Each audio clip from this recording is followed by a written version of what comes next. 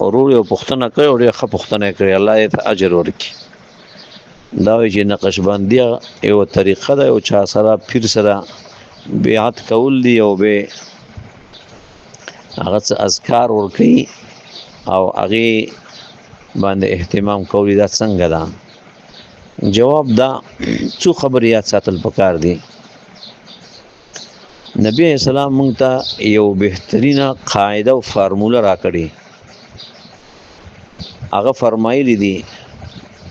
وخير الهدي هدي محمد صلى الله عليه وسلم په ټولو طریقو کې بهترینه طریقه د محمد رسول الله صلی الله علیه وسلم ده دا د الله نبی فرمایلی دي چې دنیا کې څومره طریقې دي ټولو کې اعلی او بهترینه طریقه د رسول الله صلی الله علیه وسلم ده یو دویم الله نبی دا فرمایلی دي من احدث في امرنا هذا ما ليس منه فهو رد چا چې په دې دین کې داسې خبرې او سوچونه او عقیدې او نظریې او طریقې پیدا کړې الله نبی فرمایي چې ما زما طرف نه پاغي باندې څه دلیل نه فهو رد د عمل او طریقه او نوې خبرې دا ټول مردود دي قابل قبول نه دي بل روایت کې دي من عمل عملا ليس عليه امرنا فهو رد شاشه د سیو عمل کو چې متلف نه په دلیل نه الله نبی فرمایي دا مردود دي یو خبره دویمه خبره دا ده چې دغه کوم څلور طریقې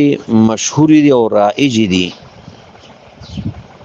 چې سحروردیه ده او قادریه ده او چشتیه ده او نقشبندیه ده دا طریقې وروسته پیدا شوې دي محدث دي نو پیدا دي دین کې یو نوې سوچ او فکر او طریقه ایجادول دي یو نوې نظریه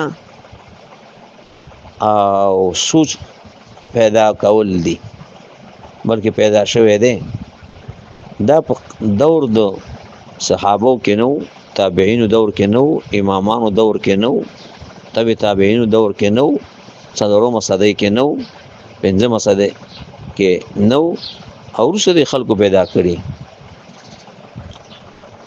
قادریه طریقې نسبت عبدالقادر جیلانی تکی رحمه الله